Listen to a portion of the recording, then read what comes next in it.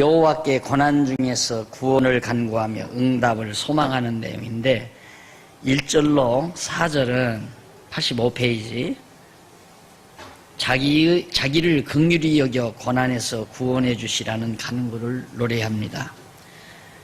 나를 지금 이 대적에게서 어려움 당하는 나를 긍휼히 여겨서 구원해 주십시오.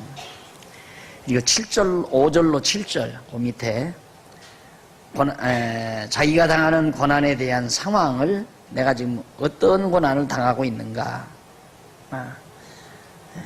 그 상황을 노래하는 내용이고 8절로 10절 넘어가서 86페이지 자기 간구를 들으시고 원수를 멸하실 소망을 노래하고 있습니다.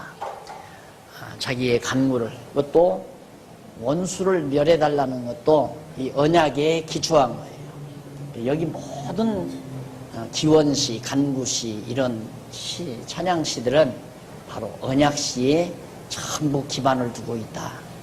이런 걸 아셔야 돼요. 이런 것을 우리가 알아야 시편을 안다고 하는 거지, 시편 23편을 내가 달달달달 외운다고 해서 시편을 아는 게 아니죠. 시편이 뭐냐? 1편과 2편에 언약하신 하나님의 언약시 내용에 기초해서 그 언약대로 이루어달라고 기원하는 찬양시다. 그러니까 여기 지금 다윗이나 구약의 성도들이 대적을 멸해달라고 한다거나 원수를 멸하고 나를 구원해달라고 한다거나, 이것은 단순한 우리들이 보편적으로 미운 사람, 나를 해코자 하는 사람을 멸하고 나는 살려주십시오 하고 하는 이기주의적 발상에서 나오는 게 아니고, 엄밀히 말하면 언약을 이루어 주십시오 하는 그런 기도라는 걸 꼭 명심해야 합니다. 그 다음 7편 넘어가서 1절로 17절 보면 대적에 대한 진노의 심판을 여호와께 간구하며 찬송합니다. 대적에 대한 진노의 심판, 당연하죠. 결국 다윗을 1차적으로는 다윗을 괴롭힌 압살롬 그 무리들 얼마나 많은 고통을 당하고 진멸을 당했는가. 또 뿐만 아니죠. 대적뿐만 아니라 주변의 모든 원수들, 이방민족들 이런 자들도 결국 하나님께서 심판해서 다 구원해 주셨다.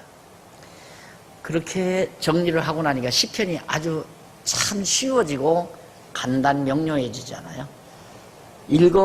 시편에 읽어보면 그냥 다 거기에서 거기 가는 대적을 멸해달라고 하는 그런 기도 내용들을 여러 가지 모습으로 표현하고 있는 겁니다. 한번 보십시다. 7장 1절 여호와 내 하나님이여 주께 피하오니 나를 쫓는 모든 자에게서 나를 구원하여 건지소서. 건져낼 자 없으면 저희가 사자같이 나를 찢고 뜯을까 하나이다. 하나님께서 나를 안 건져주시면 대적들이 나를 다 진멸시킵니다. 뭐 이런 얘기들이. 사실 찬송하면 여기서 이제 찬송, 찬양, 하나님께 대한 찬양, 찬송. 찬양은 그 찬송의 의미 쪽에 대한 묘사라면, 찬송은 찬양하는 노래를 찬송이라고 그러죠. 찬양은 바로 하나님을 높이는 것, 하나님을 자랑하는 것, 여호와의 권능을 자랑하는 것, 그것이 찬양이라고 한다면 하나님을 자랑하는 노래를 지어 부르는 것은 찬송이라고 말할 수 있습니다. 그러니까 찬송은 우리들의 감정을 표현한다거나 우리들의 기분을 말하는 거, 또 우리들의 감정을 활성화시키는 그런 기능으로 이용한다고 하는 것. 다시 말해 그런 기능의 내용을 찬송이라고 하는 건 아니에요. 엄밀히 말하면 찬송은 시편이어야 됩니다. 시편 주로. 그리고 성경에 시가서 나오죠. 욥, 시편, 잠언, 전도, 아가서. 그래서 시편에 보면 하나님의 권능을 하나님께서 말해주는 대목이 나와요. 그런 내용들을 시적으로 묘사해서 찬송을 부른다거나 또 이 시편 내용에 곡을 붙여서, 그러니까 원래 예수님께서 찬송하며 감난산으로 가셨다 했을 때 그 찬송이 뭐겠는가? 다른 거 아니에요. 이 시편에 있는 내용들을 그 히브리어는 그냥 읽으면 고저장단이 있어요.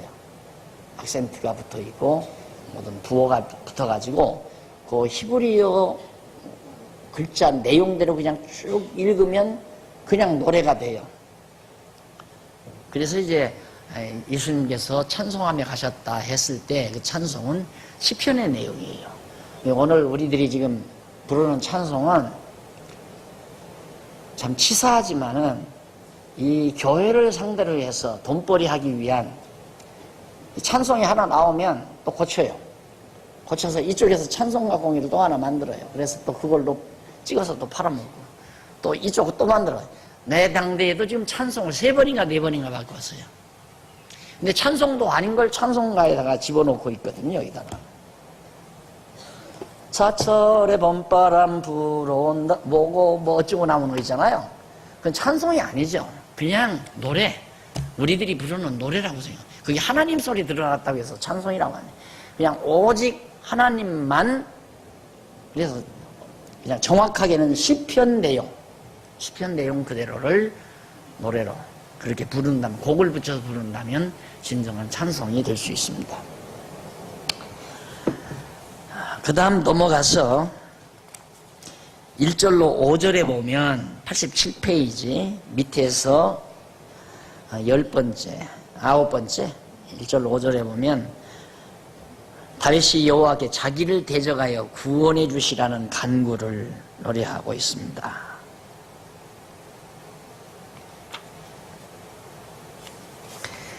그 다음 6절로 9절 88페이지 악한 대적과 자기를 심판해 주시라는, 여호와께 악한 대적과 자기를 심판해 주시라는 간구. 악한 대적하고 나를 놓고 하나님 심판해 주십시오. 두 말을, 다윗과 악한 대적을 놓고 하나님 심판하라는 말은 대적은 멸하고 자기는 구원하라는 얘기죠. 그 다음 10절로 13절 다윗이 자기의 방패와 재판장이신 하나님께서 악인의 심판을 예비하심을 노래합니다. 예. 자기와 대적을 심판하라고 노래하고 나서 자기의 방패와 재판장이신 하나님께서 어떻게 악인의 심판을 예비하셨다. 악인에게 벌을 내리실 것을 하나님이 이미 다 예비하셨다. 언약해 놓으셨다. 14절로 17절 다윗 밑에 세 번째 줄 88페이지 악인의 멸망에 대해 여호와께 감사와 찬송할 것에 대한 소원. 하나님께서 이렇게 찬송, 서원은 내가 하는 줄 알아요. 서원도. 그러니까 여러분 하나님 앞에 서원하십시오. 하나님이 서원 기도를 해라. 그 말은 뭐냐면 요즘에 이제 소위 이제 오순절주의자들이나 신비주의자들이 하나님 앞에 서원 기도를 해야 들어주신다. 그 서원 기도라는 뭐냐면 하나님 이번에 한 번만 우리 회사 부도나지 않게 하나님께서 보호해 주시면 반드시 절대 거짓말하지 않고 11조는 꼭 내겠습니다. 이런 게 이제 서원 기도예요. 그렇게 서원 기도를 해야 하나님이 들어준다는 얘기거든요. 그러니까 성경에 서원이라는 말은 있고 시편에 서원한다 이 반이 나오잖아요. 그러니까 성도들은 썩는 거예요. 아 진짜 그렇구나. 하나님 이번에 아들 낳고 싶은 사람이 막 간절히 하나님 앞에 아들 하나 달라고 기도를 했다. 요즘 그런 사람 많잖아요. 아들 못 낳는다고 시집에서 태방 맞을까 봐서 아들 낳기를 원하는 사람. 이 교회 나와 새벽 기도할 때 아들 하나 낳기를 원해서 기도하는 그런 성도들도 있고. 뭐라고 가르쳐 주냐면 그렇게 그냥 무조건 아들 달라고 하지 말고 하나님 이번에 아들만 주시면 꼭 주의 종을 만들겠습니다. 주의 종으로 바치겠습니다. 목사를 만들겠다. 이렇게 소원하고 기도하라 이거예요. 그러면 하나님이 주신다. 무당 같은 소리 아니에요. 무당 같은 소리란 말입니다. 이 서원이라는 말은 그렇게 인간이 하나님하고 거래하는 게 아니에요. 하나님하고 이렇게 거래하는 거. 내가 이렇게 해주실 테니까 이렇게 좀 해주실랍니까? 돈 꾸러가서 돈 잘 안 꿔주면 내가 높은 이자 줄게. 높은 이자. 은행 이자보다도 곱을 줄 테니까 좀 꿔줘. 한 달만 꿔줘. 500만 원. 그러면 가만히 생각해 보니까 은행이자 곱을 준다니까 괜찮잖아요. 그러니까 은행이자 곱 받기 위해서 소원을 들어주는, 요청을 들어주는 그런 식으로 하나님과의 관계를 정립시킨다 이 말입니다. 사람들에게.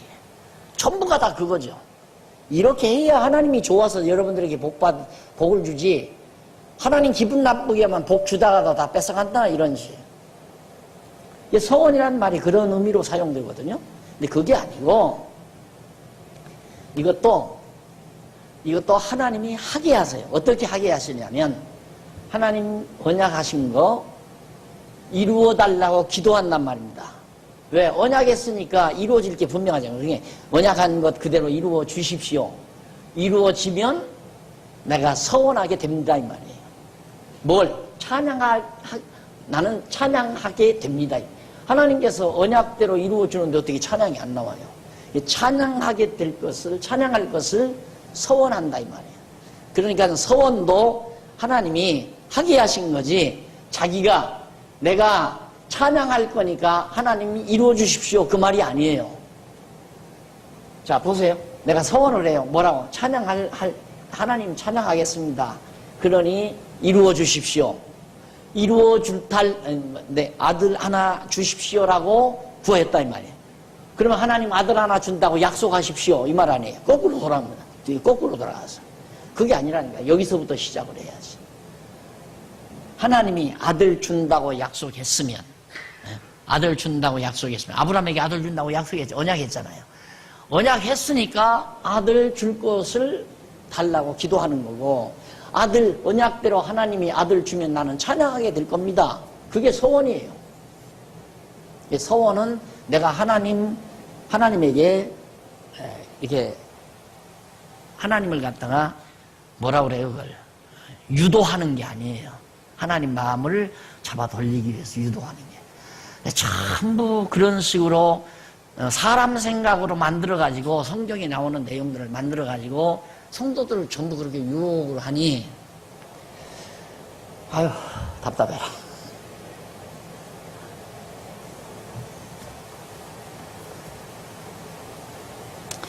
그 다음 넘어가서 서원과 간구십니다. 결국 이제 서원, 구체적으로 서원하면서 간구하는 내용. 8장 9장 8장 1절로 9절은 대적들 앞에서 존귀케 하신 주의 이름을 높이 찬양합니다. 대적들 앞에서, 이런 모든 대적들 앞에서 대적을 멸하고 다윗을 높이심으로 하나님이 존귀케 만들었다.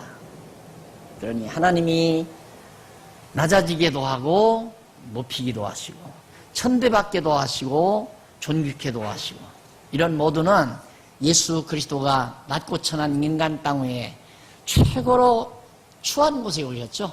말구유에 출생하셨으니까. 예, 낮아지심에 대한 모형이죠. 어떤 사람은 겸손이라고 그러는데 겸손이 아니에요. 하늘 영광의 보좌를 저버리시고 낮고 천한 이 땅에 오시는 예수님께서 가장 낮아지심. 근데 말구유가 최고로 낮아지는 게 아니에요.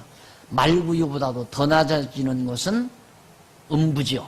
음부에까지 가셨다고 그랬잖아요. 무덤, 음부. 최고로 낮아지셔요.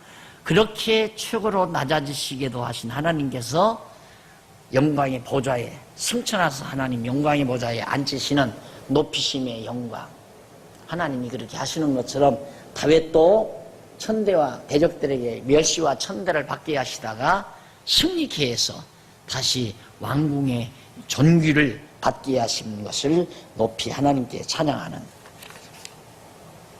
여기서 주의 이름이라고 그랬죠. 주님의 이름을 찬송한다. 주님의 이름이란 여호와죠.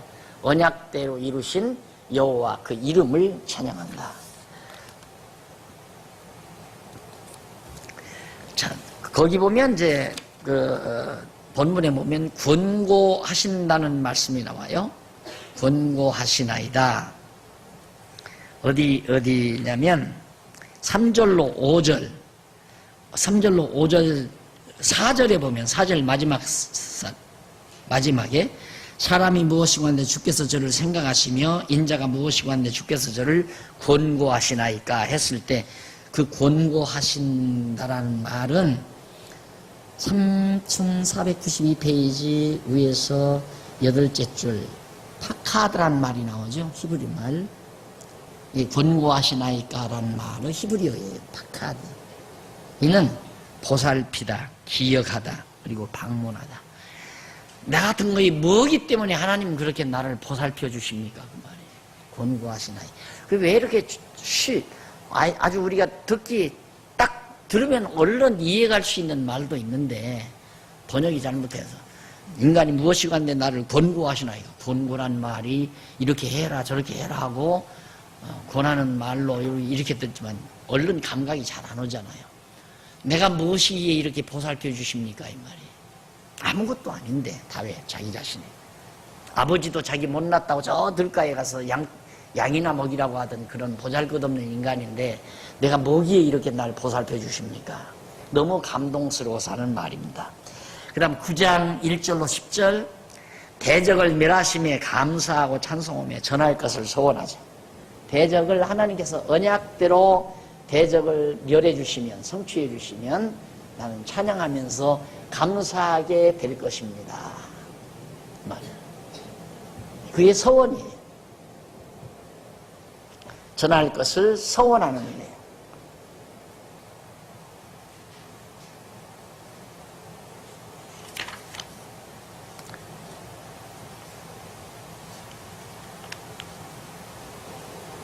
자, 여기 나오죠. 그 내용이 3494페이지 7째 줄 위에서 7째 줄 94페이지 위에서 7째 줄 앞부분 제일 앞에 다윗의 서원은 스스로의 자율의지에 의한 노력의 결과가 아니라 여호와의 절대적인 주권적 섭리의 결과다. 나왔죠? 지금 내가 이 서원에 대해서 설명한 것을 간단하게 정리한 말입니다. 하나님이 주권적으로 하나님께 찬송하고자 하는 소원을 갖게 하고 그렇게 하겠다라고 하나님 앞에 고백하게 만드시는 하나님. 내 마음속에 소원이 생기니까 그렇게 하고 싶을 거 아니에요. 하나님이 정말 언약대로 이루어주시면 나는 찬양하지 않을 수가 없을 거고 감사도 하지 않을 수가 없을 거고 그래서 나는 찬양도 하고 감사도 할 것입니다. 그게 소원이라 이 말이에요. 하나님의 절대적인 주권적 섭리로 언약에서 이루어 주심으로 이렇게 찬양과 감사를 하도록 소원하게 하신다. 우리 마음속에 그런 막 기쁨, 하나님 앞에서의 소원이 늘 가득 차 있고 소원이 늘 가득 차 있고 이걸 소망이라고 말할 수 있어요. 소망. 하나님이 나를 통해서 어떤 일을 하나님이 이루어 가신다. 이걸 항상 마음에 담고 사는 사람은 소망이 아주 가득 찬 사람이죠. 소망이 벅찬 사람. 사람이 소망이 있으면 벌써 마음이 훈훈해지잖아요. 소망에서. 소망이 없어버리면 결국에는 실망이 와버리죠. 실망이 오면 몸부터가 싸늘해집니다. 싸늘해져요. 소망이 있는 사람은 얼굴이 훤해지고 실망이 있는 사람은 얼굴이 싸늘해지고 얼굴이 싸늘해지라는 말은 몸이 차가워진다는 얘기야. 몸이 차갑다는 말은 인체학까지 다 하네. 몸이 차갑다는 말은 피가 빨리 안 돈다는 말이에요. 천천히 돈다. 피가 천천히 돈다는 말은 맥박이 낮다는 얘기고 맥박이 낮다는 말은 저혈압이고 저혈압은 환자고. 그런데 우리는 저혈압을 어떻게든지 약을 써서 높이려고 그러는데 아니에요. 이게 벅차야 돼요. 하나님 앞에서의 소망이 벅차야 돼요. 아, 나는 다 됐다. 다 늙었다. 나는 끝났다. 아이고, 어떻게 그냥 죽을 때 그냥 악이나 안 쓰고 죽었으면 좋겠다. 아이고, 수시지나 말았으면 좋겠다. 이러고 살면 점점 싸늘해지죠. 아, 하나님이 나를 살려두신 것은 뭔가 나를 통해서 이루실 일이 있다. 아, 이 일을 하나님이 나를 통해서 이루시려는구나. 이런 소망을 가지면 항상 마음에 소원이 생기잖아요. 그 소원이 내 마음의 소망으로 벅차 있는다 이 말이에요. 그러니까 항상 마음이 훈훈할 수밖에 없죠. 소망이 벅차 있으니까. 여러분, 아기가 시무룩하니 그냥 시들시들하고 그러다가도 아기한테 오늘 점심 먹고 백화점 갈까? 내가 선물 하나 사줄게. 금방 눈이 반딱반딱해지잖아요. 막 얼굴이 훤해지고. 왜? 소망이 생기니까. 그러니까 거꾸로 우리는 건강관리도, 그 다음 이제 호흡마 하우스 하면 제가 건강관리법도 전부 다 강의하고 할 거예요. 거꾸로 해야 돼요. 보약 먹어서 이렇게 하게 하려고 하지 말고 이 영혼부터, 우리의 영혼부터 바꾸어, 이런 식으로. 그래서 항상 하나님 앞에서 하나님이 나를 지금도 쓰고 계시다. 나를 통해서 하나님은 이런 아름다운 일을 이루시는데 나를 활용하고 계시다. 그러니 앞으로 이런 일들이 더 아름답게 이루어진다고 하는 소망을 가져야 하루하루가 훈훈하게 따뜻하게 살아갈 수 있잖아요.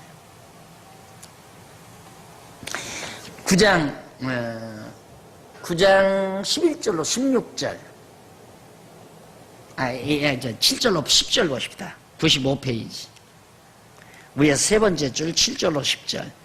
다윗이 공의로 세계를 심판하실 여호와의 이름에 대한 찬양을 노래합니다. 공의로, 하나님의 정하신 뜻대로, 그 말이죠. 공의로란 말은 하나님의 정하신 뜻대로, 거기 나오잖아요. 공의와 정의, 정직. 그러니까 첫 절에 여호와께 심판을 위하여 영원히 앉으실 보좌를 예비하시고 공의로 세계를 심판하시며 정직으로 만민에게 판단을 행하실 것을 노래하죠. 7절에서, 그런데 거기 공의와 정직 위에서 여섯째 줄 중간입니다. 공의와 정직은 여호와의 심판의 원리로서 여호와의 작정하신 뜻에 의한 언약의 말씀의 성질을 표현하는 말입니다. 하나님의 언약대로, 약속대로, 정하신 뜻대로 세상을 심판하고 만민을 판단한다. 정직으로 만민에게 판단하고 공의로 세계를 심판하고. 그래서 공의와 정직, 이게 다 하나님의 정하신 뜻의 성질을 뜻하는 말이다. 하나님의 정하신 뜻대로 다 세상 다 심판하기 때문에 정하신 뜻, 언약대로 대적들을 다 진멸하고 다윗으로 하여금 승리케 할 그런 하나님을 나는 찬양하고 삽니다. 늘 제가 그러죠. 우리는 승리를 보장받고 사는 하나님의 자녀들이다. 우리는 최후의 승리를 보장받고 사는 하나님의 자녀들이에요. 이게 진짜 여러분의 영혼의 양식이 돼야 돼요. 늘 항상 우리에게는 패배로 끝나는 게 아니다. 항상 승리가 보장되어 있다. 11절로 16절 다윗이 백성에게 권하며 찬송을 다 전할 것을 서원을 하죠. 다윗이 백성들에게 권해요. 하나님의 능력과 권능의 역사를, 심판을. 그러면서 하나님 다 찬송하자. 찬송을 다 전할 것. 그것을 하나님 앞에 소원하는 내용이죠. 그 다음 9장 17절로 20절. 악인이 승리하지 못하고 심판받도록 하시라고 간구하는 내용입니다. 악인은 승리하면 안 돼. 이게 우리들, 아까도 말씀한 우리들이 악인은 미우니까, 내 대적들은 미우니까 저것들은 멸망시키고 승리하지 못하게, 그런 차원이 아니고 하나님이 그렇게 악인이 멸망하도록 언약하셨으므로 그대로 반드시 악인은 멸망시켜 주셔야 합니다 하고 간구하면서 노래 부르는 것이 바로 부분입니다. 자, 그 다음 넘어갑니다. 10편에서부터 21편까지. 잊으실 때의 기원시.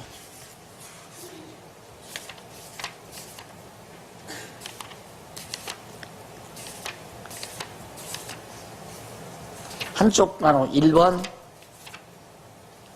욕보일 때의 기원시. 자, 가만있어요. 대적의 멸망 기원시에서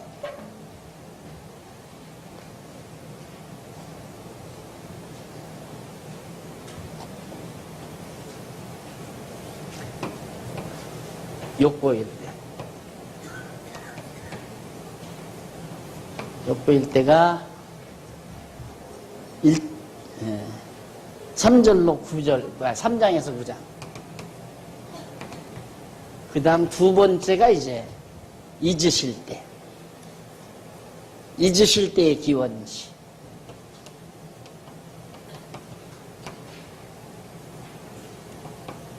(10장에서부터) 21편. 이게 대적들에게 수치를 당할 때죠. 생각해 보십시오. 다윗이 그 사울왕 때에도 사울이 막 그 군대들을 동원해서 다윗 죽이려고 쫓아다녔잖아요. 그리고 다윗이 왕 됐을 때도 역사 우리 다 배웠잖아요. 이제 이런 얘기하면 다 기억나죠. 왕 됐을 때도 그 아들 압살롬이 아들을 대적해서 아버지 몰아내버리고 아버지 대적해서 이제 자기가 왕 되려고 군중 무리 데리고 오고, 그 다음 뭐 다윗 왕국에 블레셋 군대들이 또 왕 됐을 때도 자꾸 쳐들어오고, 그렇게 욕보일 때 참 수치를 당할 때 하나님 앞에, 그때 이제 하나님 앞에 간구합니다. 언약대로 하나님 나를 그렇게 한다고 언약 않지 않았습니까? 언약대로 나를 대적들을 멸해서 이 욕보임에서 나를 이기기, 이렇게 막 존귀케 해 주십시오, 그 말이고. 여기는 하나님이 기억도 안 하는 것 같아. 까마득하게 잊어버린 것 같아. 생전 전화도 안 하고 한 번도 만나는 적도 없고 소식 전해보지도 않고 편지 한 장도 없고, 그런 것처럼 까마득하게 잊어버린 것 같다, 이 말이에요. 그리고 잊으실 때가 아니라 잊으신 것 같을 때라고 해야 되는데, 사실은 그냥 다윗이 잊으셨다고, 하나님은 날 잊으셨습니까? 하고 얘기를 해요. 예수님께서도 왜 아버지여 아버지여 어찌하여 나를 버리시나이까 라고 하죠. 버린 게 아니잖아요. 근데 버렸다고 그러잖아요. 그 순간은 버렸죠. 아주 버린 건 아니죠. 잊은 것, 또 버리실 때 같은 때도 나와요. 자, 10절로 21절, 10장에서 21장까지는 그런 기도인데, 우선 잊으실 때의 기원식 가운데 간구시가 있어요. 간절히 간구해요. 10장에서 17장까지 편까지. 그러면 넘어가서 우선 1편에서 11편 보십시다. 2페이지, 3502페이지. 1절로 11절 보면 다윗이 악인의 멸망을 구하며 그 교만과 죄악을 고발합니다. 악인들이 다 망할 것을 이렇게 구하면서, 하나님 그렇게 망하게 해달라 간구하면서 그 악인들의 교만과 죄악을 하나님 앞에 다 말을 해요. 고발을 해요. 그런 기도가 11절까지 나옵니다. 자, 우선 1절로 2절에 보면 3페이지예요. 3503페이지. 다윗이 여호와께 가까이 오셔서 악인을 자기 꾀에 빠지게 해주시라는 간구를 노래하는 내용입니다. 여러분, 참 하여튼 성경을 보면 지혜가 안 열릴 수가 없도록 돼 있어요. 성경을 잘 읽다가 보면. 여기도 보면 여호와께서 가까이 오셔서 악인을 자기 꾀에 빠지게 해달라. 이 경험학적으로 우리 옛 어른들도 그거 합니다. 참새가 야가도 방아코에 치인다 그러잖아요. 예, 참새가 굉장히 얕게 노는데 아무리 야가도 방아코에 치인다. 예, 방아를 찔 때 그 속에 들어가 곡식 먹다가 아마 치는가 봐요. 참새가. 그러듯이 악인들이 아무리 재간을 부려서 하나님의 백성, 하나님이 사랑하는 자, 하나님이 붙드는 자를 해하려고 한다면 바로 그런 자기 꾀에 빠지는. 그래서 보면 참 세상 그렇게 사는 사람들이 참 많죠. 아주 꾀를 부리고 재간을 부려서 그렇게 해서 어떻게 성공을 해보려고 발악을 하는, 벌써 성공하려고 발악하는 것부터가 벌써 틀린 거예요. 그냥 하나님이 나에게 정하신 뜻을 따라 성실하게 살아간다는 생각 이상을 하면 안 돼요. 내가 뭘 성공해야 되겠다, 명성을 높여야 되겠다, 내가 이름을 내야 되겠다. 예, 아까도 얘기했지만 우리들의 용어는 양보란 말이 쉽게 딱 들어오니까 서로 사용하지만 양보가 아니에요. 그냥 다 손해보는 것처럼 살아도 하나님께서 이미 정해놓으신 뜻대로 누구나가 살게 되어 있잖아요. 그런데 자꾸만 쟤 때문에 나 손해봤다 이거예요. 그러니까 열받죠. 쟤 때문에 내가 손해봤다, 쟤 때문에 내가 많은 피해를 보았다, 이런 생각 때문에 인간과 인간끼리 적수가 되고 또 속이 상하고 열을 받게 되고, 이런. 거기 보면 군박하나이다 라는 말이 나와요. 3003페이지 3503페이지 군박합니다. 위에서 6째 줄 앞부분에 군박하다라는 말이 히브리 말로 달라크라는 말인데, 불붙다 또는 핍박하다, 열심히 추적하다, 여기서 핍박하다, 군박하다, 우리 잘 안 쓰는 말이잖아요. 차라리 핍박하다라는 말이 얼마나 쉽게 들어와요. 대적들이 나를 핍박합니다 이 말이죠.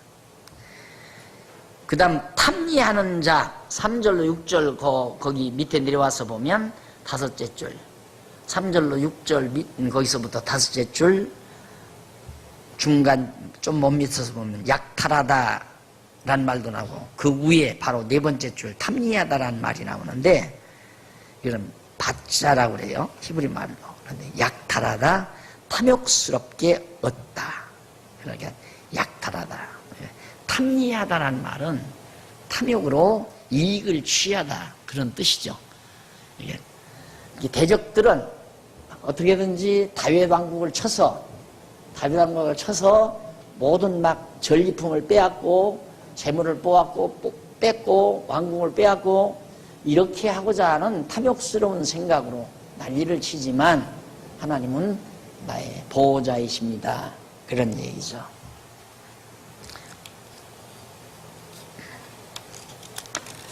자, 그 다음 넘어가서 10장 12절로 18절 3504페이지 10장 12절로 18절 잊지 마시고 악인을 꺾어서 진멸하여 주시라고 간구하는 내용. 그러니까 12절로 18절을 간단하게 핵심 내용을 요약하면 그 말이에요. 하나님 날 잊지 마시고, 잊으실 때구만. 하나님 날 잊지 마십시오. 잊지 마시고 악인을 꺾어서 진멸하여 없애 주시라고 하나님 앞에 간구하는 거예요. 그 다음 넘어갑니다. 11편 1절로 7절. 의인은 여호와께 피하지만 악인은 심판을 받는다. 의인이 여호와께 피하지만 악인은 심판을 받는다. 이거 다 언약된 거 아니에요? 그렇죠? 언약된, 하나님의 언약대로 의인, 하나님의 택한 백성은 여호와께 피한다. 여호와는 나의 산성이요 피난처시니 안 나와요. 여호와는 나의 산성이시요. 그 고대에 좋은 산을 지니고 산성을 지니고 있는 나라는 승리합니다. 왜 그러냐면 그때는 뭐 원자탄이나 무슨 포탄이나 로켓이나 이런 것들이 없는 때니까 돌을 던진다거나 화살을 쏜다거나 활을 쏜다거나 칼을 가지고 싸우는 시대니까 이렇게 잘생긴 산에다가 성을 쌓고 있으면 절대 쳐들어오지는 거예요. 싸우려고 올라오는 사람들을 전부 다 위에서 돌로 막 던져서 죽이든가 막 발로 밀어서 던져버리든가, 그러면 도저히 점령을 못하니까. 그래서 여호와는 나의 산성이시여. 우리 지난번 예루살렘 그쪽 역사 유적지 탐사 갔을 때 이스라엘이 마지막 망할 때 그 산에다가 성 쌓아놨던 거 실제로 가봤지만은 여호와가 산성이지 그렇게 돌로 그렇게 쌌어도 이스라엘 망했잖아요. 하나님이 망하도록 해놨으니까 다 망한다 이 말이죠. 그래서 의인은 여호와께 피하지만 악인은 망한다. 12편 1절로 8절 악인이 득세하고 있으니 의인을 도와주실 것을 간구한다. 악인이 득세하고 있다. 다윗이 왕궁에 있을 때 정말 아까도 말했지만 압살롬의 군대들이 얼마나 괴로웠고 또 다윗이 왕되기 전에 사울의 군대들이 얼마나 다윗을 죽이려고 의기양양하게 달려들었습니다. 그러나 악인이 그렇게 득세하고 있지만은 하나님은 의인을 도와주실 것을 도와달라고 간구하는 내용입니다. 왜? 물론 언약 때문에. 자, 여기까지만 우선 벌써 12장까지, 시편 12장까지 나왔잖아요. 여기까지만 나와도 성경은 언약대로 이루시는 하나님의 경륜을 통하여 여호와 하나님 살아계심을 계시하는 내용이라고 그런 각도로 성경을 보지 아니하면 하나도 성경이 제대로 풀릴 수가 없다. 그러면 그런 식으로 보지 아니하면 어떻게 예를 들어서 악인이 득세하고 있으나 의인을 도와줄 것, 그 12장 1절로 8절 이런 시편을 어떻게 여러분 보십시오. 악인은 망한다고 하지 않았습니까? 악인은 아무리 세력이 득하지만 망합니다. 그러나 의인을 하나님이 도와주십니다. 그러니 죄지면 안 됩니다. 죄짓지 말고 착하게 사십시오. 거짓말하지 말고 사십시오. 의롭게 사십시오. 이 말 할 수밖에 없잖아요. 그렇죠? 그거예요. 그래서 그렇게 그냥 목사님들이 강단에만 서면 도덕군자도 자기 스스로도 도덕군자도 아니면서 대단한 도덕군자가 되는 거예요. 자기는 뭐 굉장한 의로운 자고 선한 자고 죄 하나 안 짓는 자 같고 그러나 성도들은 시장거리에서 때로는 속여 먹어야 되고 거짓말도 해야 되고 그래야 장사가 되는 거 아니에요. 먹다 남은 음식도 도로 내놔야 음식 장사도 좀 남는 거고 다 그러면서 세상 살아야 하는데 자기야 뭐 거룩하게 앉아서 가져다 주는 거 먹고 사니까 죄 안 짓는 거 같죠. 그거 아니에요. 이게 성경이 얼마나 잘못 해석되고 있는가를 알 수 있잖아요. 근데 우리가 언약 성취사적 성경신학 견해로 성경을 바라보면 그냥 뻥 뚫린다니까요. 나 뻥 뚫린다는 말을 아프리카 가서 남아공에 가서 배웠어요. 선교사들한테. 진짜 뻥 뚫리네요 그래요. 진짜 뻥 뚫리네요. 여기 와서 2시간 공부하고 간 양반이 뻥 뚫리더래요. 그게 2시간 공부하고 간 선교사가 남아공 자기 동료들한테 가서 이번에 그분 오시면 그 목사님 오시면 성경 뻥 뚫린다 그러더래요. 바르게만 보면 성경이 쉽다니까. 얼마나 쉬워요. 시편 이제 여러분 읽으면 아까 말한 군박하나이다 뭐 이런 말 그런 것들은 내가 히브리어 다 등장시켜서 다 해놨기 때문에 얼마든지 여러분 다 이해할 수 있어요. 쉽게 노트 다 해드렸는데 뭐. 그러니까 이렇게 빨리빨리 나가죠. 안 그러면 신학교 가서 공부하려면 시편 1편 가지고 3년 공부하고 나와도 잘 나오는 거예요. 복 있는 자, 이 복에 대해서 한 학기 하고 형통에 대해서 또 한 학기 하고 이런 식으로 그렇게 공부하고 뭐 알겠어요? 아무것도 모르지. 나는 솔직히 로마서 1장에서 1절로 17절까지 공부하고 졸업했다니까. 성경은 거짓말인 줄 알지만 진짜예요. 거짓말이 아니고 그것도 충신해서. 그게 성경이 그만큼 어렵다고만 생각하는 거예요. 아주 쉬운 건데. 그다음 넘어가서 보십시다. 넘어가서 12장 거기 보면 충실한 자라는 말이 나오죠. 1절로 2절 중간쯤 보면 충실한 자 에무님이라는 말이에요. 에무님 히브리 말로 이는 여호와의 언약을 신뢰하는 자. 그러니까 충실한 자 이렇게 충실하다 이건 벌써 도덕적 개념이 물씬 풍기잖아요. 그렇죠? 그 사람은 참 충성되고 신실한 자다. 거짓말도 안 하고 참 착실하게 잘 살아가는 사람. 충실하다. 근데 여기는 바로 에무님이라는 말은 여호와의 언약을 신뢰하는 자, 믿는 자라 이 말입니다. 그리고 확신하는 자, 여호와의 언약이 반드시 이루어질 것을, 이 언약이 이루어질 것을 확실히 믿는 자, 충실한 자란 말이에요. 이런 것들은 히브리 원문 다시 검토 안 하면 못 찾아내는 거죠. 그러니까 번역이 잘못돼가지고 성경 이해하기 어려운 부분이 참 많습니다. 지금 우리가 바른 성경을 쓰는데 이 성경에도 지금 미숙한 게 참 많죠. 완벽하다는 건 아닙니다. 그렇기 때문에 여러분들이 공부를 해야 되고, 할 수만 있으면 뭐 히브리어 사전이라도 여러분들이 찾아볼 수 있을 정도의 실력만 갖추면 더 유리하겠죠. 그런데 요즘에는요, 너무너무 좋은 재료들이 있어가지고 그때 잘 안 배워도 그냥 사전 딱 치면, 우리말 성경 딱 치면 그냥 히브리어로 딱 뜨고 해석까지 나오는 그런 뭐 CD가 있대요. 나는 그거 아직 못 구했는데 그런 거 있대요. 그런 거 보면서 여러분들이 공부할 수도 있을 겁니다. 그 다음 이제 7절로 8절에 보면 있죠. 9페이지에 7절로 8절에 보면 비루함이라는 말이 나와요. 거의 중간 조금 내려가서 비루함, 중간에 비루함, 이게 줄루투란 말이에요. 줄루투, 히브리 말로. 이는 매우 지독함, 흔들림, 요동하는 자, 흔들리는 자, 이랬다 저랬다 하는 자, 비루하다, 참 비겁하다, 이런 얘기죠. 넘어가서 13장 1절로 6절, 여호와께 응답하시기를 구하면서 그 까닭을 밝히고 서원합니다. 왜 응답하시라고 구하는가? 왜 응답하시라고 구하면서 그 까닭을 밝혀요? 한번 읽어보십시다. 그 부분. 여호와여, 어느 때까지니까 나를 영영히 잊으시나이까? 지금 잊으실 때 아니에요? 잊으시나이까?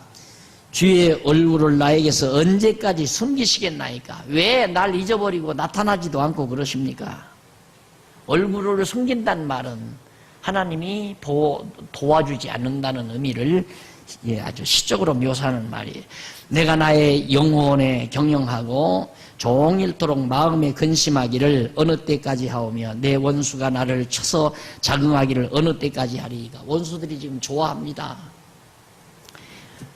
읽을 때 이제 다윗을 연상하시고 직접적으로는, 그 다음 모형적으로는, 실체적으로는 그리스도의 고난을 여러분들이 연상하면서 시편을 읽으면 정확합니다.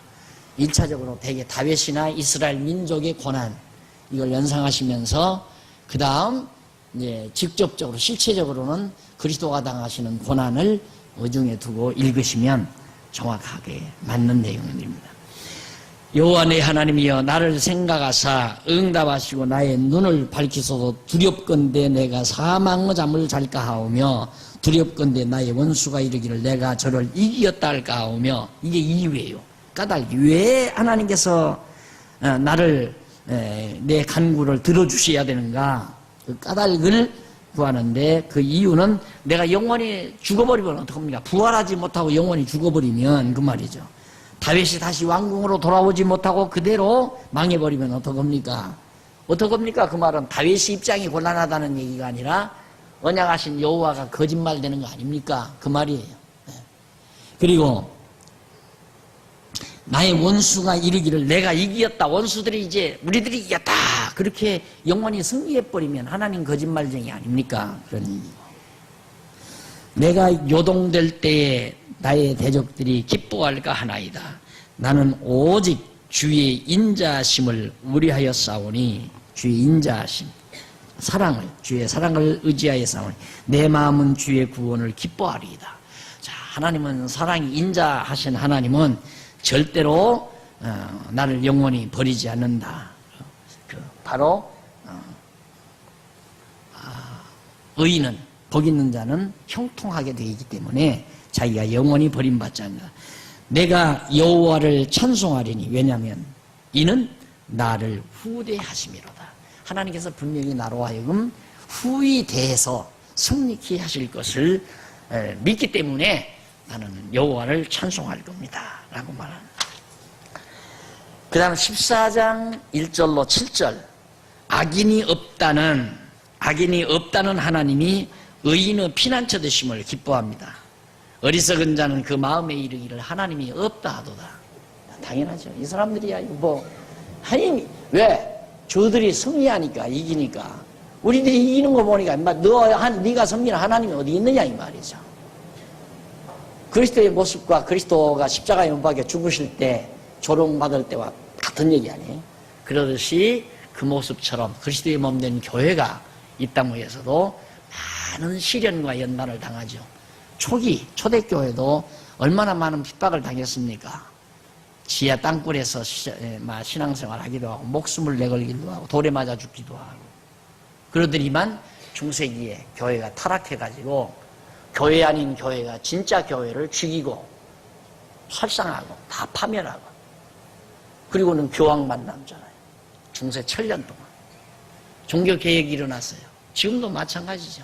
거짓 교회가 교회 아닌 교회들이 득세하고 난리치고 진짜 참 교회는 찾아보기가 힘든 그런 상황으로 접어들어져 가고 그리고 이방 종교들이 막 득세하고 여러분 지금 회교가 이슬람교가 엄청 득세한대요. 이슬람교가 인도에도 우리나라에도 지금 여기 한남동에 지어놓고 논다. 그 세력이 보통이 아니랍니다. 그런 세력들이 이제 파고들어서 확대를 해나가는데 왜? 진짜 교회가 교회 노릇 못하니까 그러는 거죠. 그러니까 기독교 하나님이 어디 있느냐? 여호와가 어디 있느냐? 언약대로 이루는 여호와가 어디 있느냐? 천주교에서 여호와 이름 다 빼버리자 결정 났잖아요. 천주교에서는 그들의 성경에서 여호와라는 이름을 다 삭제하기로 하여 결정을 해버렸어요. 그런 엉터리 같은 종교들이 세계적인 권력기관이 되기도 하고 그런 거 보면 하나님의 언약이 약속 속에 언약이 없으면 실망되죠. 진리는 망하지 않습니다. 진리는 절대 다 죽은 것 같아도 망하지 않는다. 악인이 없다는 하나님이 의인의 피난처 우리는 바로 그 여호와 하나님의 의지 하나님이 우리의 피난처 15장 1절로 5절 넘어가서 14페이지 주의 장막에 유할 자는 영영이 요동치 않는다. 주의 장막에 유할 자 누굽니까? 언약 백성이 주의 장막에 유하죠. 이게 아마 거기 보면 여호와의 그 본문 5절까지 본문 밑에 보면은 이 시 본문은 여호와께서 다윗으로 주의 장막에 유할 자는 영영이 요동치 않는다고 노래하도록 섭리하신 내용인데 이 시는 다윗이 부른 노래인데 그는 여호와의 궤를 오벳 에돔의 집에서 옮겨오기는 했으나 여호와의 전이 아직 건축되지 아니한 상태에서 지은 것으로 그렇게 짐작이 됩니다. 이 시 내용으로 보아서 1절에는 주의 장막에 거할 자 누굽니까? 그러니까 결국 여호와의 언약궤가 오벳 에돔의 집에 있었나요? 오벳 에돔의 집에서 있고 그걸 이제 가져다가 성전을 짓고 갖다가 안치하려고 했는데 그걸 못 가져왔잖아요. 그러니 다윗의 마음속에 항상 그게 소원이었어요. 그때 하나님께서 너는 내가 언제 널 들어 집 지어달라고 하더냐. 네 아들 솔로몬이 성전을 지을 거다. 너는 지을 생각하지 말라. 하나님이 아야 단념하게 만들었죠. 시간 다 됐습니까? 네? 몇 시? 좀 남았죠? 몇 시? 네.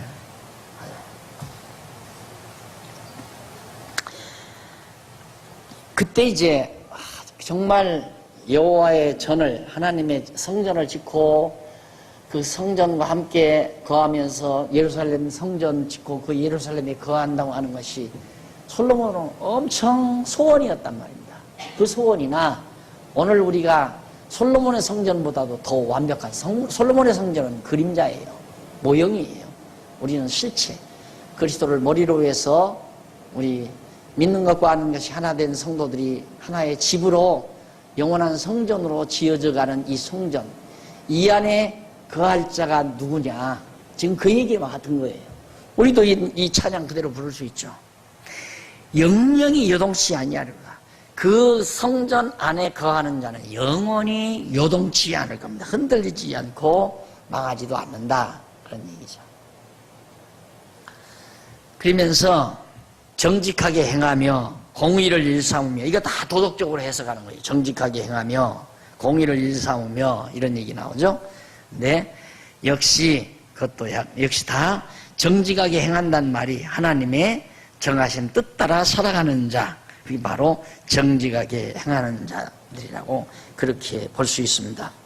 그래서 여기 제일 밑에 줄에 보면 2절로 5절 거기 나오는 제일 밑에 줄에 첫째로 누가 주의 장막에 거할 자인가? 첫째로 정직하게 행하며 공의를 일삼며 그 마음의 진실을 말하는 자라고 노래했다. 다시 말하면 그게 무슨 뜻이냐면 여호와 앞에서 올바르게 언약을 준수하고 하나님의 언약을 그대로 준수하고 마음에 여호와를 신뢰함을 고백하는 자라는 그런 뜻으로 지금 거기 정직하게 행하며 공의를 일수하며 그 마음의 진실함을 말한다.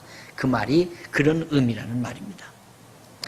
이는 여호와의 언약 백성으로서의 갖춰진 인품에 대한 내용을 말합니다. 그다음에 둘째로 누가 바로 여호와의 장막의 유할자인가? 둘째로 그 혀로 타인을 음해하려고 참소 곧 나쁜 소문을 퍼뜨리지 아니하고 그 벗에게 악을 행하여 괴롭히지 아니하며 그 이웃을 망하게 하려고 회방치 아니하는 자라고 노래하죠.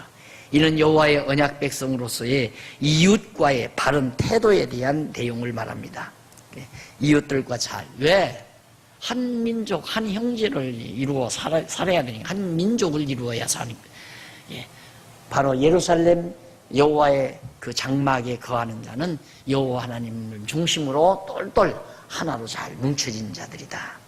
셋째로는 그 눈은 망령된 자 곧 여호와를 거역하는 자를 멸시하며 여호와를 두려워하는 자를 존대하며 그 마음에 여호와께 서원하는 것은 해로울지라도 변치 아니하는 자다.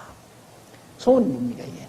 언약대로 이루어시면 우리는 찬송하며 감사하며 살겠습니다 라고 서원대로 늘 찬송하고 감사하며 사는 자가 바로 그 장막 안에 거하는 자들이다. 그런 얘기입니다. 그 다음 16장 1절로 11절 15페이지 16장 1절로 11절 주께 피하는 자는 썩지 않게 보호해 주실 것을 간구합니다. 다윗이 부른 노래죠.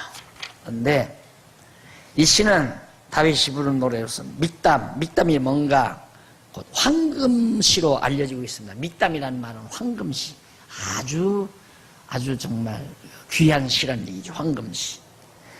다윗이 이방 대적의 심한 도전을 받아 생명의 위협을 느낄 때에 지은 것으로 짐작이 됩니다. 썩지 않게, 그러니까 썩지 않게란 말은 죽지 않게 보호해달라 그런 뜻이죠.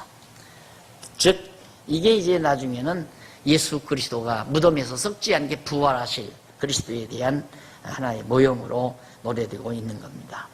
이제 말한 대로 아까 말씀드린 대로 시편이 어느 시편 하나도 그리스도 오실 메시아에 대한 예언시가 아닌 게 하나도 없죠. 그런데 신학교에 가면 신학교에서 시편에서 메시아 예언시를 선별하라. 어떤 시가 메시아 예언시인가? 예를 들어서 이제 시가서 공부를 했다. 시가서 과목 공부를 했다. 그러면 이제 시험이 나와요. 시험 문제에 미리 예제를 주어요. 집에 가셔서 참고서를 보든 뭘 보든 간에 시편 150편 중에서 메시아 예언시를 골라보라 이 말이에요. 그래서 그 중에서 이제 시험을 내겠다. 그러니까 시편 다가 메시아 예언시가 아니라 시편 중에는 더러더러 메시아 예언시가 있다는 얘기죠. 근데 우리는 그게 아니죠. 시편 전체가 어느 시도 메시아에 대한 예언시가 아닌 게 없어요. 다 메시아 예언시죠. 이거 봐요. 욕보일 때 한 것도 예수 그리스도가 형제들에게 대적들에게 욕보일 때 하나님께서 모른 척 대적들이 예수를 십자가에 못 박아 죽이고 뺨을 때리고 침을 맺고 막 고난을 주고 십자가 형태를 메고 골고다로 끌고 가고 그럴 때 하나님은 모른 척하고 있다. 잊으실 때. 다 그거에 대한 하나의 모형과 예표다.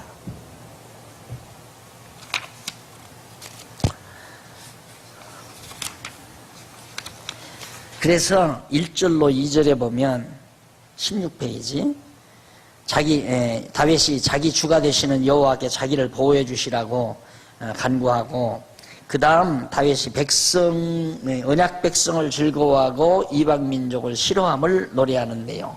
3절로 4절이죠. 언약 백성, 이스라엘 백성은 하나님이 즐거워하지만 이방 민족들은 하나님께서 다 싫어합니다 라고, 당연한 얘기죠. 그 다음 5절로 6절, 17절 언약대로 자기에게 주신 기업을 노래합니다. 하나님께서 언약대로 이스라엘 나라를 자기에게 기업으로 줬다. 그걸 하나님께 노래하고, 여호와의 훈계와 항상 동거하심을 노래하는, 하나님이 항상 다윗과 같이 동거한다. 9절로 11절 다윗이 자기를 여호와께서 음부에 버리지 않으심으로 기쁘고 즐거움을 노래하는 내용입니다. 음부에 버리지 않는다. 그러니까 결국 썩지 않게 하신다는 얘기죠. 결국 예수 그리스도가 영원히 무덤에 버려지시지 않을 것에 대한 예언시, 바로 이제 16장도 마찬가지.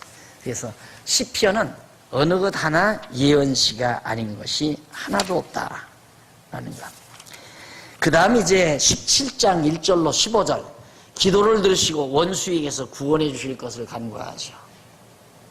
이게 다윗의 기도인데, 이는 다윗이 악인의 압제를 당하고 원수가 자기를 애워싼 극한 상황에서 지은 것으로 그렇게 짐작이 됩니다.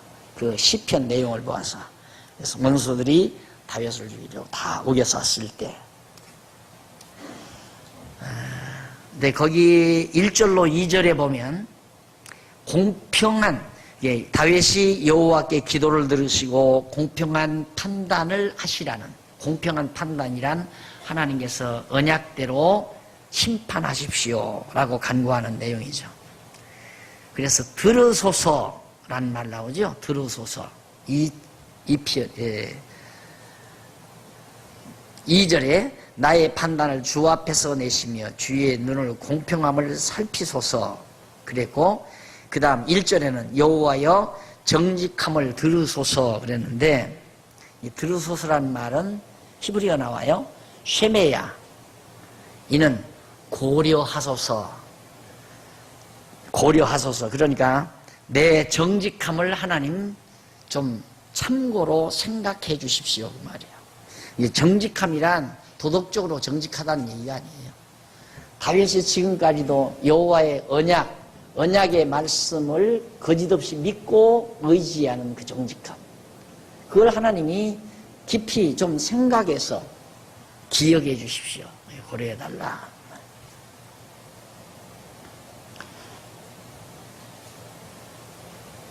그 다음 3절로 5절은 여호와 앞에서 자기의 순전함을 변호하며 노래합니다. 이렇게 보면 아주 순전하다, 자기 자신이 굉장히 순전하다, 아주 그런 생각을 하는데, 욥이 자기를 순전하다 했습니다. 욥은 동에 아주 순전했다. 온전히 여호와만을 의지하는 것을 순전하다고 합니다. 순전함. 다윗도 오직 아무리 대적들이 밀려와도 그런 흔들림 없이 여호와만을 의지하고 사는 사람, 그게 순전한 사람이다. 근데 우리는 순전한 사람이다 보면 거짓도 없고 죄도 없고 악기도 없고 막 깨끗한 아주 애기 같은 사람, 이렇게 도덕적으로 윤리적으로 생각한다 이거예요. 그게 아니고 하나님만을 오직 의지하고 사는 자. 6절로 9절 자기의 기도를 들으시고 구원하실 것을 바라는 기도 같은 내용. 10절로 12절 다윗이 자기를 비롯해 백성을 압제하는 악인의 패역한 행위에 대하여 악인들의 패역한 행위, 그걸 노래하고, 그 다음 13절로 15절 악인을 멸하시고 자기를 구원하실 것을 바라는 간구를 노래하는 내용입니다. 자, 비슷한 내용들이죠. 그래서 결국 하나님이여 날 잊으셨어요. 하나님이 잊은 것 같이 했을 때 하나님 언약하신 대로 나를 버리지 말고 잊어버리지 마시고 악인을 멸하시고 나를 구원해 주십시오. 이것이 바로 지금 오늘 공부한 17장까지의 내용입니다. 다음 18장은 찬양과 서원시가 18장에 나옵니다. 다음 시간 여기서부터 공부하도록 오늘 강의 여기 마무리합니다. 기도하십시다. 살아계신 하나님 아버지, 우리 안에 늘 소망이 벅차고 감사와 찬양이 늘 우리 심령 속에 끊이지 않는 삶을 살도록 하나님 우리에게 지혜와 총명을 허락해 주시옵소서. 우리는 때때마다 찬양을 잃어버리고 소망도 잃어버리고 정말 절망 가운데 살 때가 있습니다. 미련을 버리게 하시고 항상 지혜롭게 여호와를 소망 삼고 여호와를 의지하고 여호와의 성산에서 여호와의 장막에서 항상 승리하며 사는 귀한 종들 되도록 인도하시옵소서. 예수님 이름으로 기도드립니다. 아멘.